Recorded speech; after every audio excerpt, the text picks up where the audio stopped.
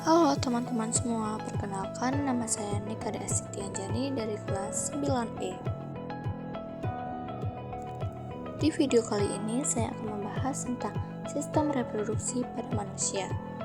Saya akan menyampaikan yang pertama yaitu pembelahan sel, yang kedua organ reproduksi pria dan wanita.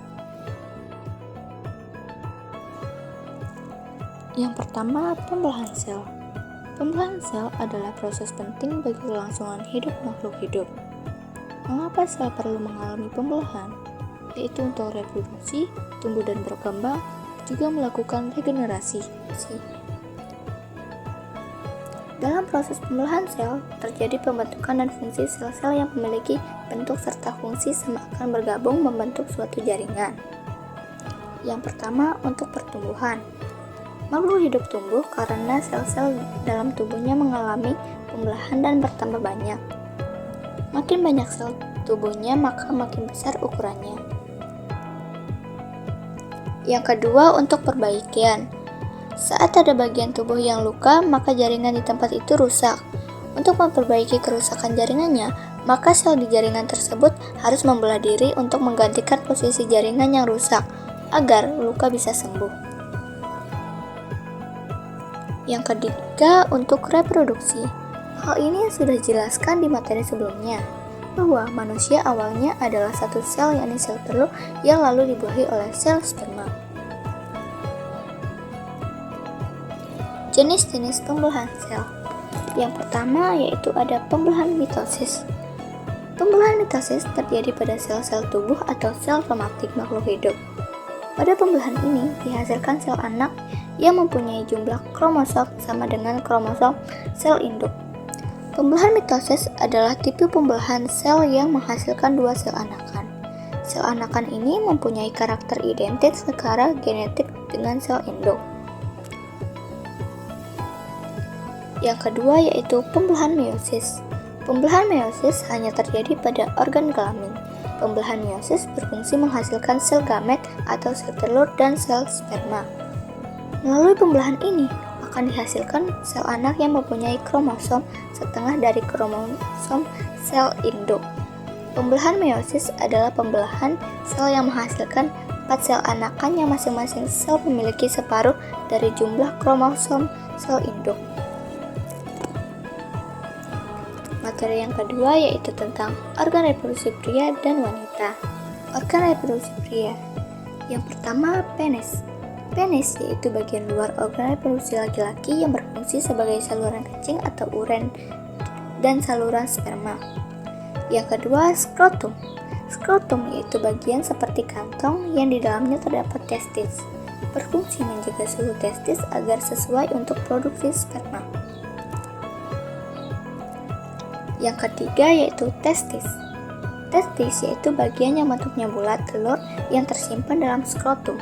Berfungsi untuk memproduksi sperma dan hormon testosteron. Yang keempat, epididymis, yaitu saluran yang keluar dari testis yang berbentuk seperti tanda koma dengan ukuran 4 cm, berfungsi sebagai tempat penyimpanan sperma sementara. Yang kelima yaitu vas deferens, yaitu saluran panjang yang mengarah ke atas dan merupakan lanjutan dari epididymis, berfungsi menghubungkan epididymis dan uretra. Yang keenam, uretra. Saluran yang terdapat dalam penis merupakan akhir dari saluran reproduksi, berfungsi sebagai saluran keluarnya sperma dan urin. Yang ketujuh, kelenjar vesicula seminalis. Bagian yang berbentuk seperti kantong kecil berukuran 5 cm yang terletak di belakang kantong kemih. Berfungsi menghasilkan zat-zat yang diperlukan untuk perkembangan sperma. Yang kedelapan yaitu kelenjar prostas. Bagian yang berbentuk seperti kue donat yang terletak di bawah kantong kemih. Berfungsi menghasilkan cairan bersifat asam. Yang kesembilan atau terakhir yaitu kelenjar Koper. Bagian yang berbentuk seperti kacang yang terletak di bawah kelenjar prostas. Berfungsi menghasilkan lendir dan cairan bersifat basah. Nah, sekarang saya akan membahas tentang organ reproduksi pada wanita. Ada 8 bagiannya, yaitu yang pertama, ovarium. Ovarium yaitu struktur berbentuk seperti telur, berjumlah 2 buah terletak di samping kanan dan kiri dalam uterus dan berfungsi menghasilkan sel telur atau ovum. Yang kedua yaitu saluran telur atau tuba Fallopi atau oviduct. Saluran dengan panjang 10 cm yang menghubungkan ovarium dengan rahim atau uterus. Yang ketiga, infundibulum, yaitu struktur yang berbentuk seperti corong dan merupakan ujung dari tuba Fallopi. Yang keempat, rahim atau uterus, yaitu struktur seperti buah pir yang berfungsi sebagai tempat berkembangnya janin selama kehamilan. Yang kelima yaitu endometrium, yaitu lapisan yang membatasi rongga rahim dan meluruh pada saat menstruasi. Yang keenam yaitu ada cervix. Cervix yaitu struktur rahim bagian bawah yang menyempit dan membuka ke arah vagina. Yang ketujuh, vagina.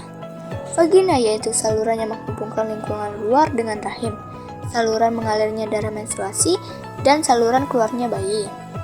Yang kedelapan atau terakhir yaitu fimbriae, yaitu struktur berjumbai seperti jari jemari yang berfungsi menangkap sel telur.